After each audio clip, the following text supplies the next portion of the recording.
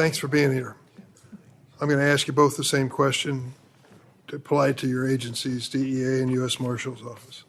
How many fill-in-the-blank U.S. Marshals personnel, DEA personnel, have been assigned additional immigration enforcement work or reassigned entirely to immigration enforcement since the start of this year? Mr. Marquetos? Yes, Senator, thank you for that question. We have seen, or at least I have seen within the purview of my supervision over the agency's investigative functions, that we have utilized and leveraged our investigative resources towards assisting our DHS partners with immigration enforcement efforts. I want to make it abundantly clear, though, the number one priority as... Can you give me a number? How many? We hear it's 1,000. Is it 1,000? As far as agents of the U.S. Marshal Service, I believe it was in the low 200s, sir. Out of a total U.S. Marshal Service complement of what number? Yes, sir. How many total?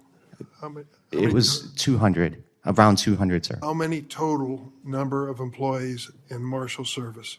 Oh, a total number of employees, I think we're sitting approximately 4,000 operational employees to date. So would you say 5% of your personnel have been reassigned to Homeland Security or immigration enforcement? Sir, I wouldn't necessarily say reassign, but supporting DHS efforts. Okay, let's go to DEA. What's your number? Senator, I can speak to just for the Washington Division office, which is the office that I'm the special agent in charge of. Okay.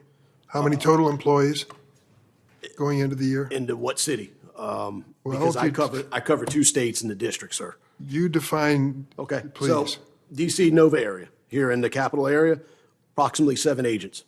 Baltimore and parts of Maryland, approximately 5 to 7 agents. Agents in Richmond, approximately 2. Norfolk, approximately 1. Roanoke, approximately 1. Add them Winchester, up. approximately Give me a 1. number. This is a simple question. How many employees, how many went to immigration? 16, 18, approximately 20. Out of how many total? Out of my entire division, I have approximately 150 special agents, but I also have I have a very robust task force officer program. I have over 180 task force officers. So when my agents are asked to support, because that, again, we're in a support role, our federal partners, we go support, and then my task force officers continue the drug investigations until my agents return to assist. So approximately 5% of the Marshal Service and 10% of your offices were diverted into immigration work.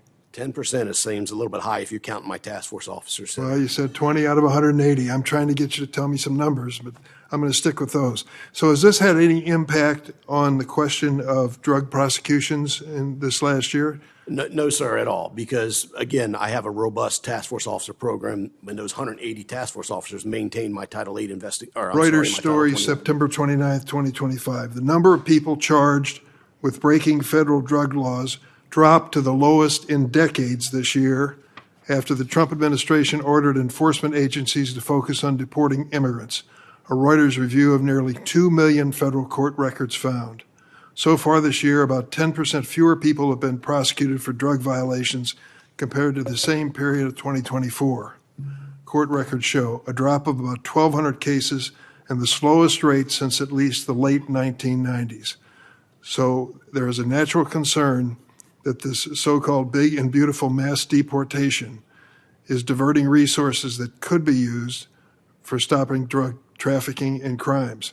And they go on to say, the pullback was more dramatic for the types of conspiracy and money laundering cases often used to pursue high-level traffickers.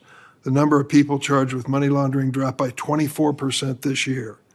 So we're paying a price for the great, beautiful mass deportation, despite the fact that 70% of the people who have been stopped by the Office of Homeland Security and accused of drug crimes and, of immigration violations, 70% of them have no criminal record.